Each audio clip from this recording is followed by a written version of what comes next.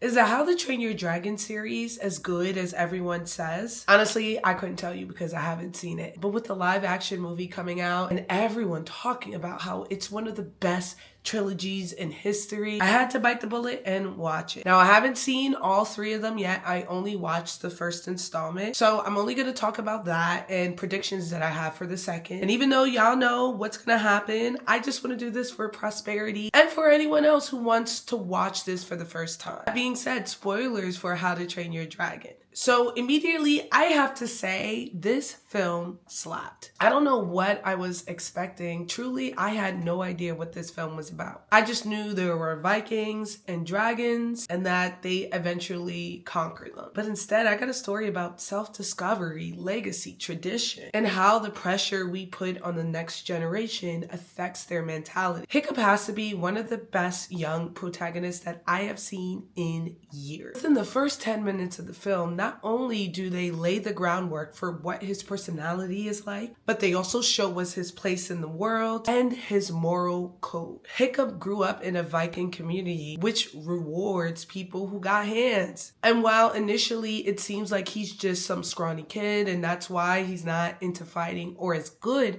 at fighting as his peers, we realize that that's honestly self-imposed. Only one child in his class that's actually physically bigger than him. So him feeling like he doesn't have an affinity to fighting because of his frame actually doesn't hold merit when you really look at it. That's the bait and switch. Because we know that Vikings are fighters, we are looking at Hiccup as a fighter and seeing his frame as a shortcoming when really he's just young. Hiccup is not a fighter because of his body frame. He's not a fighter because he doesn't believe in killing animals. I think he knew was sentient even before they show that they are. Hiccup's first invention immediately catches a Night Fury, a dragon that's eluded the entire clan for 7 generations. And the first thing that I noticed about that invention is that it was clearly made to incapacitate and not to kill, because Hiccup is not a killer. And so when he first comes face to face with Toothless, it makes sense that he's not willing to kill him. We also see when he's talking to his classmates for the first time that he hasn't even read the book, which seems very much not like him. He only decides to read the literature on the dragon when he realizes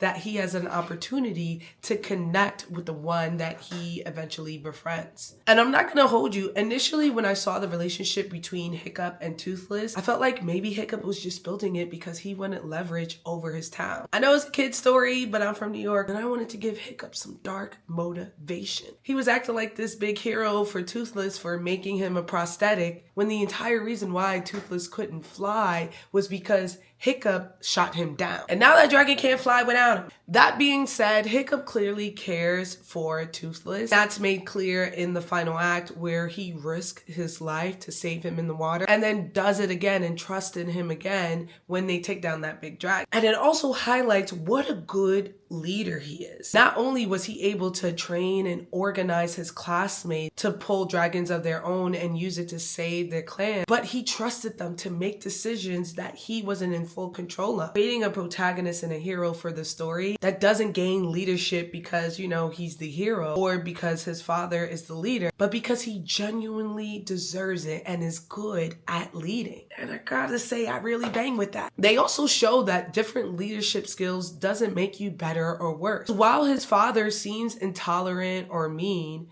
we find out that once again, this is something that is being framed through Hiccup's insecurity. Hiccup's father was willing to upset, albeit begrudgingly, that Hiccup may not be a fighter. And when he realizes that he's wrong, Hiccup's father apologized to him. Hiccup's father is initially framed as this war hero, and you would think immediately, oh, that means that he is brute and no brawn and no fear. But truthfully, I thought he was written like Aragorn in Lord of the Rings. He was not afraid to express himself and apologize when he was wrong. It was just such a refreshing take on masculinity. Tie it to a Viking story was just chef's kiss. Now let's talk about Hiccup's love interest, Astrid, someone who I genuinely enjoy. Astrid is initially introduced as a foil to Hiccup. She's good at her job and at fighting, and he sees her not quite as a threat, but as something that he can't achieve or attain because he doesn't want that life. And through Astrid, we find out the thesis of this story, which is about the pressure that society puts on the youth. Like Hiccup, it's assumed that Astrid and the rest of the Viking children love hunting dragons. They're going to class for it, they're doing it in their spare time,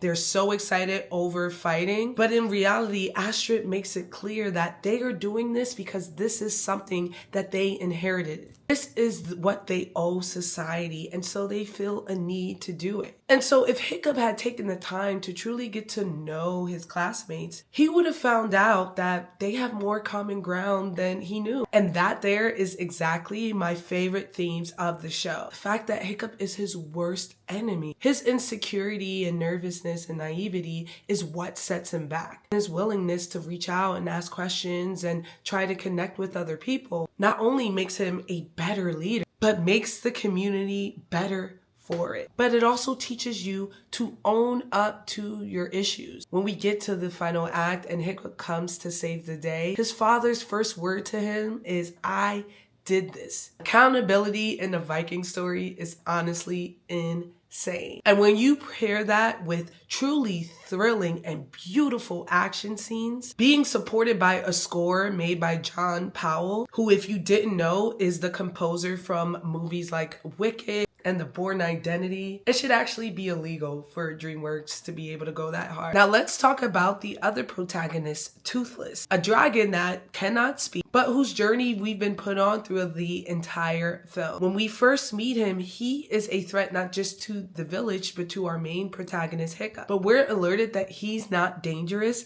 the second he has that first encounter with Hiccup, because he's put in a position where he could just breathe fire on Hiccup and decides to just try to run away. And that goes into the lesson that we hear from all of the adult Vikings about the dragon. That if the dragon has an opportunity, he will kill you. And that sparks the audience and Hiccup's thought process on whether or not they can be trained. Because clearly they're attacking for a reason. And we find out it's necessity. These dragons are being forced to bring back food to some big schmo. And they're able to convey this desperation, not just through Toothless, but the other dragons, without any line of dialogue from them. It's incredible. I also love Toothless' design. There are moments that he looks genuinely cool and menacing. And then in the instant, he's adorable. And I think a piece of that is because he has no teeth. But beyond that, the black scales, the texture within him, his eyes being big, I don't know. I think that he's adorable. So when it came to that final act, I was fully invested, hoping that he wouldn't get hurt in any true way. And I believed in him when it was time to take down that dragon. It was kind of crazy to see him spit in that dragon's mouth and win. But get it how you live, you know what I'm saying? Finally, it is so refreshing to see a children's film that have actual consequences. Hiccup losing his leg from that final battle, which was epic. He fell from like 200 feet in the air. Genius. Spectacular. Give me 2 more, please. I cannot wait to watch the next 2 films. This film, I thought, was absolutely perfect. Not only were the themes and metaphors laid out beautifully, but the script is funny and light and interesting and heartwarming when it needs to be. Protagonist is not just someone that I root for and like, but someone whose journey feels fully fleshed out. And not just him, but the entire village. I know what they're about. And I have to say, maybe y'all weren't exaggerating when you said this trilogy is one of the best of all time. That being said, I'm going to go ahead and give this first film 5 out of 5 Frankie Flames. Well deserved. I'm going to be watching the live action this week, so please stay tuned for those thoughts. And in the next week or so, I'll be posting my review on the next 2 films. But tell me, what are your thoughts on the first How to Train Your Dragon film? Let me know in my comments below. And if you're excited to see the new one, don't forget to like, share, and subscribe. But until next time, have a fantastic week, my friends.